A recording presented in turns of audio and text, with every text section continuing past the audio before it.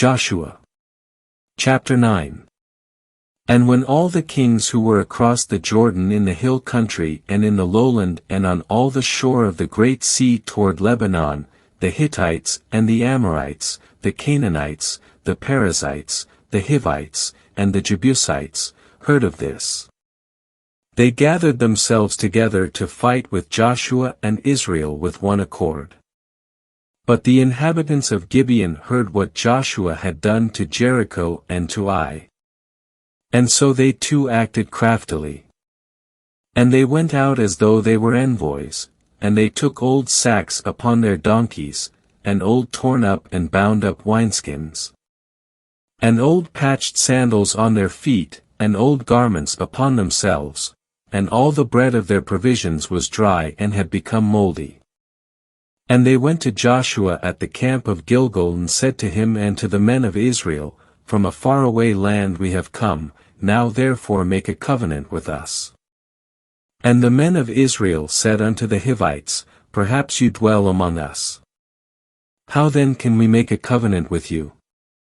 And they said to Joshua, We will be your servants. And Joshua said to them, Who are you, and where are you coming from? And they said to him, From a very far land your servants have come because of the name of Jehovah your God, for we have heard reports of him and all that he did in Egypt. And all that he did to the 2 kings of the Amorites who were across the Jordan, to Sihon the king of Heshbon and to the king of Bashan, who was in Ashtaroth. So our elders and all the inhabitants of our land spoke to us, saying, Take provisions in your hand for the journey, and go to meet them, and you shall say to them, We will be your servants, make then a covenant with us. This bread of ours was hot when we took it for our provisions from our houses on the day we went forth to come to you, and here it now is, it is dry and has become moldy. And these wineskins, which we filled, were new, and here they are torn up. And these clothes and sandals of ours have become old because of the very long journey. And the men took some of their provisions, but they did not ask for the counsel of Jehovah. And Joshua made peace with them and made a covenant with them to let them live, and the leaders of the assembly swore an oath to them.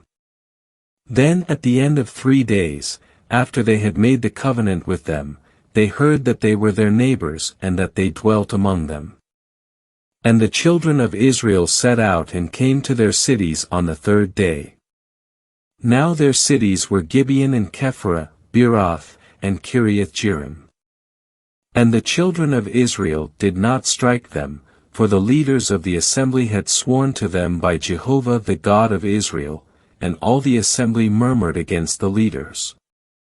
Then all the leaders said to all the assembly, We have sworn to them by Jehovah the God of Israel, therefore now we cannot touch them. This we will do with them and let them live, so that wrath does not come upon us because of the oath that we swore to them. And the leaders said to them, Let them live. So they became woodcutters and drawers of water for all the assembly, as the leaders had said concerning them. Then Joshua called for them and spoke to them, saying, Why have you deceived us, saying, We are very far from you, when you dwell among us? Now therefore you shall be cursed, and there shall never fail to be slaves from among you, woodcutters and drawers of water for the house of my God. And they answered Joshua and said, Because it had been told to your servants for certain that Jehovah your God had commanded Moses his servant to give you all the land and to destroy all the inhabitants of the land from before you. Therefore we were very afraid for our lives because of you, and we did this thing. And now here we are in your hand, do as it seems good and upright in your sight to do to us. And he did so to them and delivered them from the hand of the children of Israel, and they did not slay them. And that day Joshua made them woodcutters and drawers of water for the assembly and for the altar of Jehovah, as they are to this day, in the place that he would choose. Joshua. Chapter 10. And when Adonizedek the king of Jerusalem heard that Joshua had taken Ai and had utterly destroyed it, as he had done to Jericho and its king, so did he do to Ai and its king, and that the inhabitants of Gibeon had made peace with Israel and were among them. They were very afraid, because Gibeon was a great city, like one of the royal cities, and because it was greater than Ai and all its men were mighty men. So Adonizedek the king of Jerusalem sent word to Holm the king of Hebron and Piram the king of Jarmuth and Japhia the king of Lachish and Debir the king of Eglon, saying, Come up to me and help me, and let us strike Gibeon, for they have made peace with Joshua and the children of Israel. Therefore the 5 kings of the Amorites, the king of Jerusalem, the king of Hebron, the king of Jarmuth, the king of Lachish, and the king of Eglon, gathered together and went up, they and all their camps, and they camped against Gibeon and fought against it. And the men of Gibeon sent word to Joshua at the camp at Gilgal, saying, Do not let your hand fail your servants. Come up to us quickly, and save us and help us, for all the kings of the Amorites who inhabit the hill country are gathered against us. So Joshua went up from Gilgal, he and all the people of war with him and all the mighty men of valor. And Jehovah said to Joshua, Do not be afraid of them, for I have given them into your hand. No man among them will stand before you. So Joshua came upon them suddenly, for he journeyed from Gilgal all night long.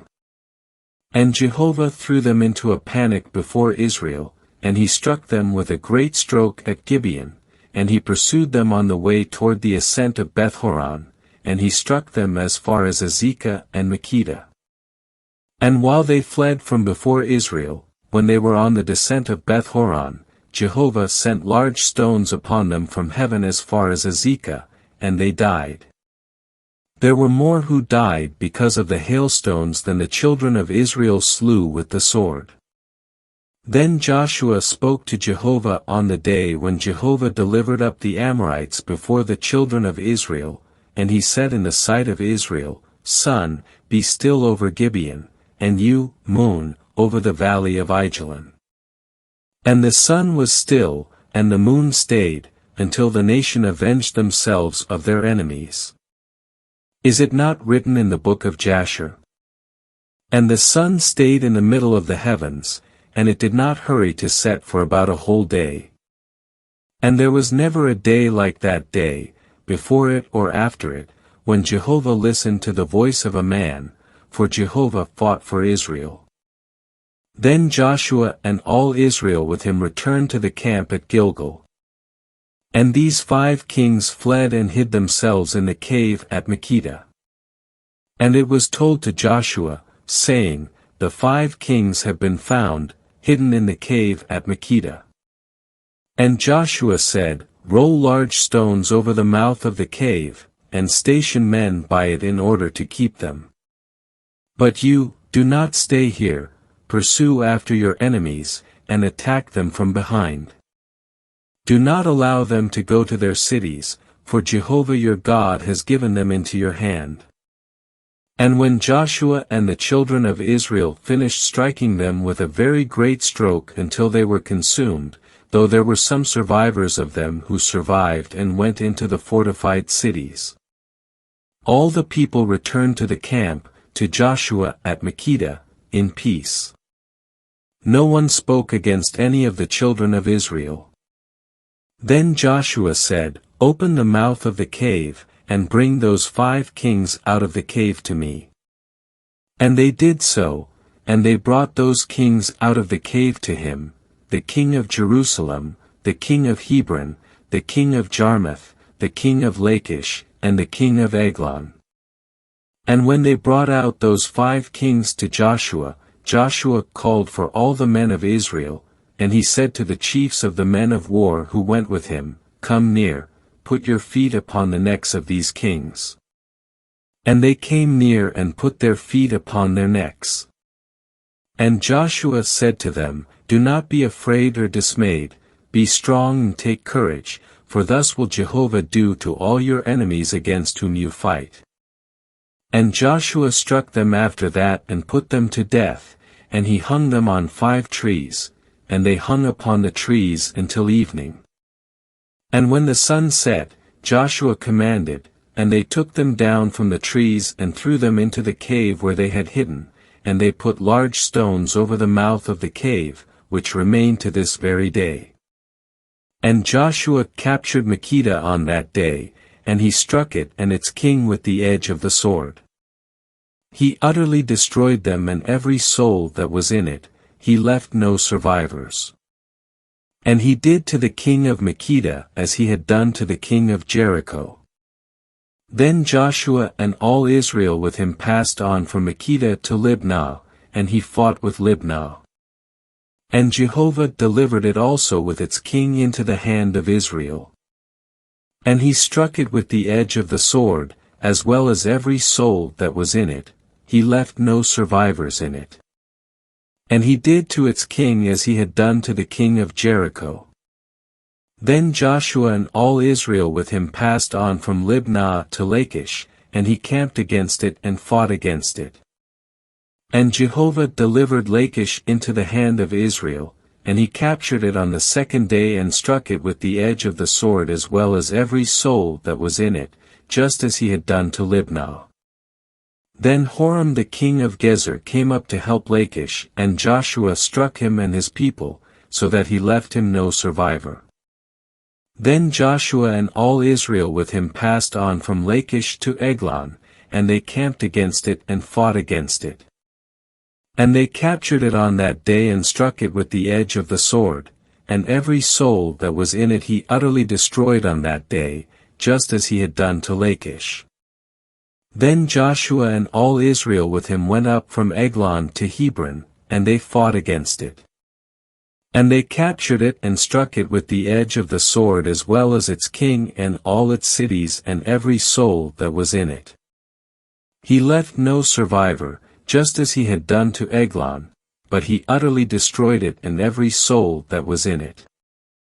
Then Joshua and all Israel with him returned to Debir, and he fought against it. And he captured it and its king and all its cities, and they struck them with the edge of the sword and utterly destroyed every soul that was in it, he left no survivor. As he had done to Hebron, and as he had done to Libnah and its king, so he did to Debir and its king. Thus Joshua struck the whole land, the hill country and the Negev and the lowland and the slopes and all their kings, he left no survivor but utterly destroyed everything that breathed, as Jehovah the God of Israel had commanded. And Joshua struck them from Kadesh Barnea even unto Gaza, and all the land of Goshen even unto Gibeon. Now all these kings and their lands Joshua took at one time, for Jehovah the God of Israel fought for Israel. Then Joshua and all Israel with him returned to the camp at Gilgal,